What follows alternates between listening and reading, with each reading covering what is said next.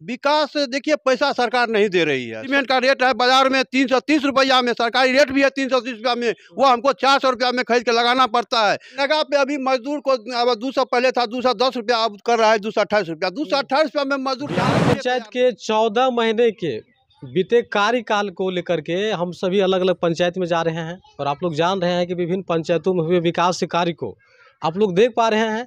क्योंकि कई पंचायतों में जनप्रतिनिधि के द्वारा वहाँ के लोगों के द्वारा नाराज़गी जताई जा रही है। वो इसलिए क्योंकि 14 महीने के कार्यकाल में मुखिया हो, पंचायत समिति सदस्य हो, वार्ड पार्षद हो, जिला परिषद सदस्य हो, इन तमाम लोगों को बिहार सरकार के द्वारा संतोषजनक योजनाएं नहीं दी गई है।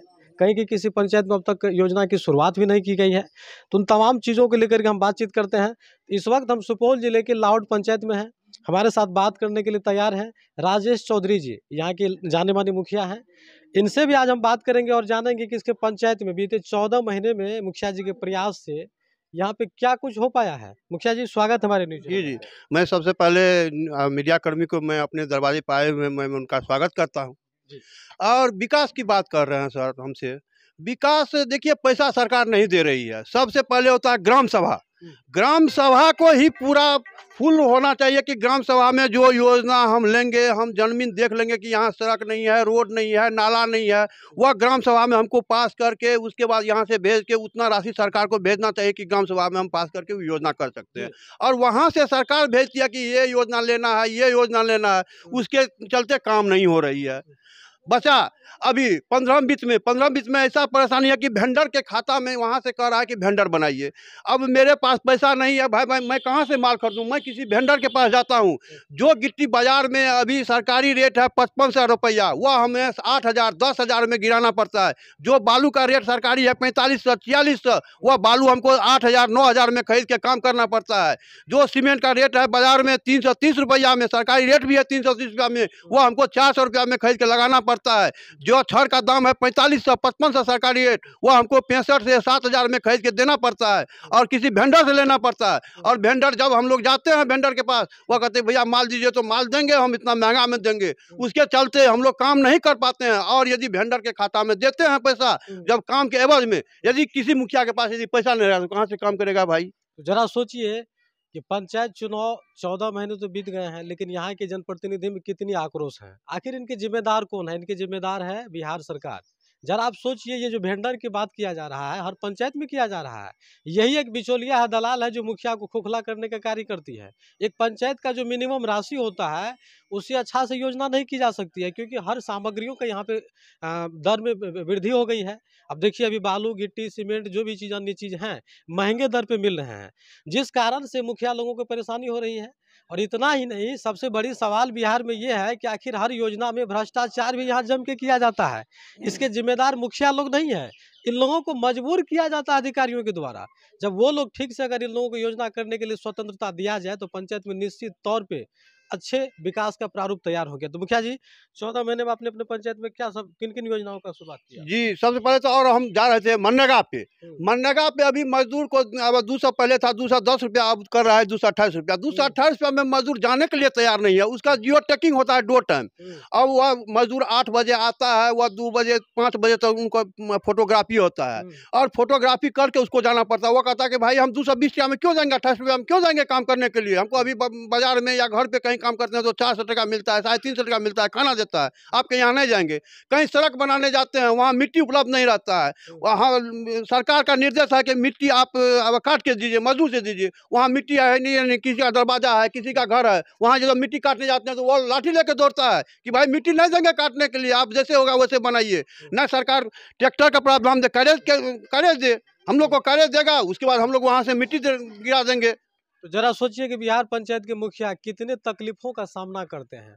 और यहाँ लोग बात करते हैं विकास की, क्योंकि सरकार इन लोगों को स्वतंत्रता दिया ही नहीं है। अब देखते देखते 1.5 साल तो बीत चुका है। 3.5 वर्ष के आगामी कार्यकाल में ये लोग कैसे विकास के कार्य करेंगे, क्योंकि इन लोगों की स्वतंत्रता है ही नहीं। हर चीज़ में यहाँ देखा जाए तो विभाग संबंधित अधिकारियों के द्वारा इन लोगों को ट्रोल किया जाता है। अब जैसा कि आप सुन ही रहे हैं मुखिया जी से कि यहाँ पे प्रत्येक योजनाओं पे किस तरह की समस्याएं बनी रहती है। तो मुखिया जी, अंत में मनरेगा योजना को लेकर के हालांकि ये लोग सड़कों पे भी उतरे थे, उसमें मांग थी कि कम से कम मजदूर की जो मजदूरी है उसमें थोड़ी वृद्धि किया जाए, क्योंकि 280 रुपया में कौन ऐसे मजदूर हैं जो कार्य करने के लिए आएंगे। इसी कारण से मुखिया लोगों को विकास काम करने के लिए बहुत ज़्यादा तकलीफों का सामना करना पड़ता है। तो आप लोगों की मांग क्या है बिहार सरकार से? बिहार सरकार से मांग है कि हम लोग को स्वतंत्र कर दे, कि भाई अपने स्तर से ग्राम सभा करके उतना राशि भेज दे और यहाँ जैसे पहले काम हो रहे थे वैसा काम करवाए, और मजदूरी का भुगतान जो है वह डायरेक्ट साइड पे आवे, पदाधिकारी ही आवे वहाँ डायरेक्ट नगद भुगतान कर दे, कोई समस्या नहीं होगी मजदूर अभी को। जैसा काम चल रहा है, अगर ऐसा काम अगर आगामी चलते रहे 3.5 वर्ष, तो क्या लगता है पंचायत विकास जी कार्य होगा? विकास हम लोग नहीं कर पाएंगे, क्योंकि आप और लोग चुनाव कहीं- में आप लोग तो बहुत सारे मुद्दे लेकर आए होंगे, जी। तो मुद्दे कैसे पूरे होंगे? जैसे कि अभी इंदिरा आवास है, इंदिरा आवास का लिस्ट अभी मिल ही नहीं रहा है। ग्रामीण को जाते हैं कहने के लिए कि भाई, पूछता है पब्लिक कि भाई मुखिया जी क्या इंदिरा आवास मिलेगा, हम कहते हैं कि देगा वहां से सरकार, तब न देगी। हम लोग को जब काम होगी तब ना हम लोग कहीं की चर्चा होगी। शौचालय का भी भुगतान नहीं हो रहा है सर, सुपौल में उसे अभी पड़ल है, शौचालय कोई बना लिया है, उसका भी भुगतान नहीं हो रहा है। कैसे क्या हम लोग करेंगे? तो ये समझने वाली बात है कि बिहार में आखिर विकास का प्रारूप कैसे तैयार होगा, क्योंकि विकास का जो जननी होता है एक पंचायत, एक गांव ही होता है, गांव से ही विकास के कार्य की शुरुआत होता है। तो फिलहाल बिहार सरकार को इस मामले को गंभीरता से लेनी चाहिए। लौर पंचायत में एक बहुत बड़ी समस्या थी उप स्वास्थ्य केंद्र का, जिसके चलते मैं 2011 से अभी तक लड़ते इस बार मेरा उप स्वास्थ्य केंद्र लौर में बन चुका है। बचा अभी गांव में नाला, रोड पर जो पानी लगते है उसमें नाला का काम किए। अभी स्वच्छता का काम सरकार का पूरा उस पर फोकस है, उसमें हम लोग WPO बन गया है।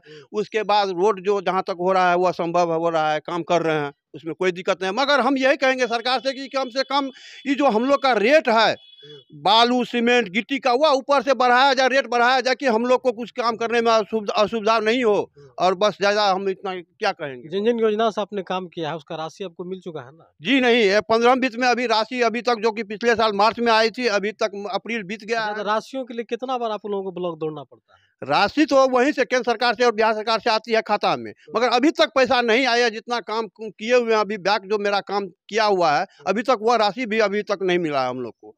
तो फिलहाल यहाँ का प्रयास क्या लगा, और सुपौल जिले के लाउड पंचायत के मुखिया जी का जो कहना था, इनके बातों से आप लोग कितना सहमत हैं? तो अपने अपने प्रतिक्रिया जरूर दें और देखते रहे अनोखा एक्सप्रेस न्यूज। कैमरा में नीतीश कुमार के साथ योगेश्वर पासवान, सुपौल।